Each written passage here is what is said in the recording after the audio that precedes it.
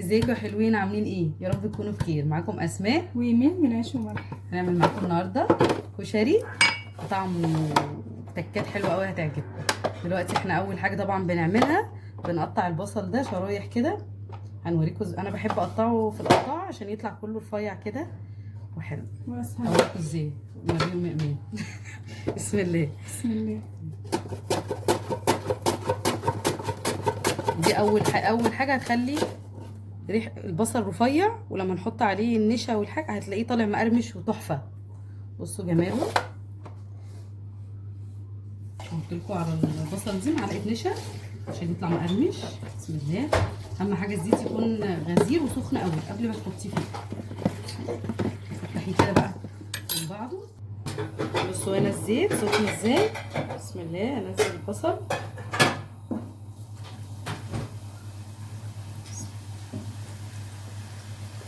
خلي بالكوا الزيت ده مش هيترمي ولا حاجه، يعني حطي زيت عادي، هو اللي هنعمل منه كل بقيه الكشري، الصلصه، الرز، الشطه، الزيت بتاعتنا بتاعت المحلات. وبنحط شويه على المكرونه بعد ما تتسلق بتبقى تلمع كده شكلها حلو. شطوره. من بعد ما ينضج.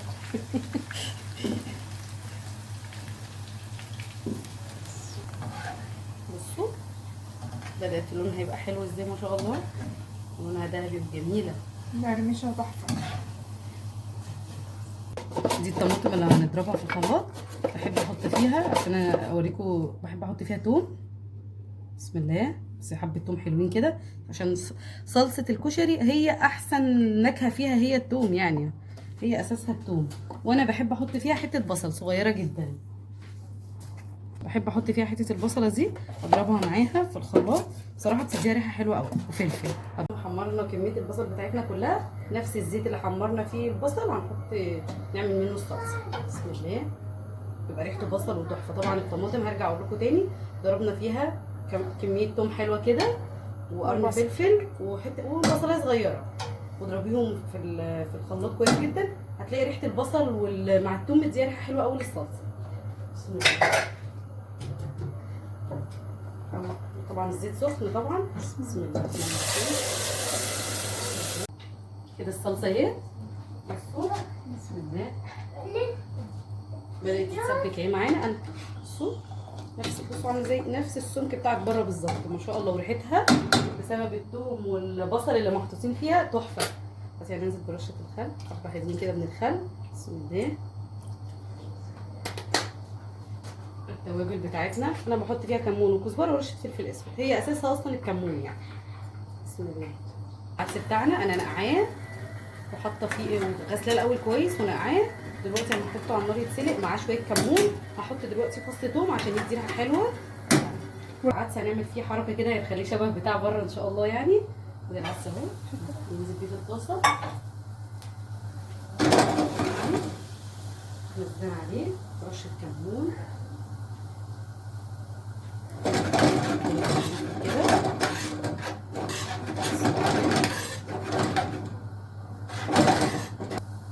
هنبدا نشوح فيه كده مع الكمون والرز شعريه. بسم الله. برضو من نفس الزيت وعشان يدينا برضو ريحه الرز الحلوه بتاعت المحلات. بسم الله الرحمن الرحيم. برضو سخن. ننزل عليه بشويه الشعريه تبقى اكتر من الرز لان هما في المحلات بيعملوا كده اصلا. بسم الله. الرز في الكشري فعلا بيبقى قليل جدا. بصراحه هي حلاوتها في كده اصلا. بصوا الشعريه هنا، بصوا الشعريه اتحمرت بقت لونها ذهبي ازاي. متخليهاش تغمق عن كده عشان تخلي الرز لونه حلو. بسم الله.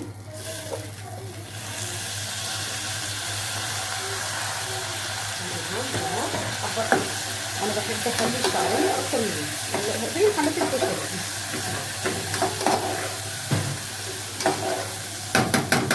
الميه اللي سلقنا فيها العدس بحب اسقي بيها الرز عشان يديله اللون البني بتاع بره. دلوقتي شطه الزيت بتاعتنا الفظيعه. الزيت بس يسخن. انا بحب احط فيها طماطم، بنزل بالطماطم الاول كده. بسم الله. تغلي بس غلوه كده مع الزيت. بصوا اهي طماطم واروح نازله عليها بمعلقه شطه حلوه كده ما شاء الله. بسم الله. دقيقتين بس طبعا. خدوا بالكم بس عشان بتطلع ريحه فظيعه يعني. نزل عليها معلقه الصلصه بتاعت الكشري. تحفه. خليها تغلي غلوه وبس، ونقفل عليها والشطه بتاعتنا بقت جاهزه معانا. بصوا سمكها ما شاء الله وريحتها فظيعه وطعمها بيبقى حلو قوي قوي قوي على الكشري. تسلم ايدك. نعمل مع بعض الدقه. كمون، بسم الله، هي بتحب الكمون كتير. رشه كزبره بسيطه. حطينا هنا الكمون والكزبره. هننزل بفص ثوم، بسم الله. هننزل عليهم بليمون، عصير ليمون، بسم الله. شويه خل حلوين، بسم الله. وعصير الليمون يعني ليمونتين كده، والميه، رشه الملح. ده على البارد، دي الدقه اللي على البارد. لو انت مستعجله عليها ممكن تعملي كل اللي انا عملته ده بس ترفعيها على النار دلوقتي، عشان انا عندي لسه وقت. هسيبها تقريبا ربع ساعه نص ساعه لحد ما تبقى تاخد الطعم من بعض. في الاخر بصفيها. بصوا المكرونه بتاعتنا اتسلقت. هحط عليها من الزيت اللي انا برضو محمره فيه البصل، بسم الله. هقلبها ببعضها كده. بعدين كده الكشري بتاعنا اهو بقى جاهز. الرز المفلفل التحفه. بصوا البصل، سامعين في مقرمش ازاي؟ المكرونه والعدس، ودي الصلصه بتاعتنا، بسم الله، والشطه والدقه، بسم الله. نغرف دلوقتي طبق الكشري اللذيذ بتاعنا. نحط الرز،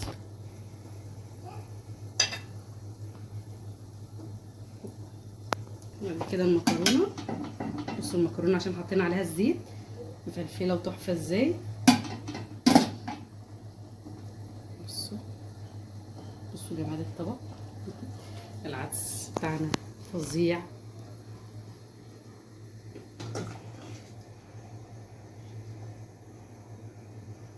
الطبق بتاعي انا بقى جاهز.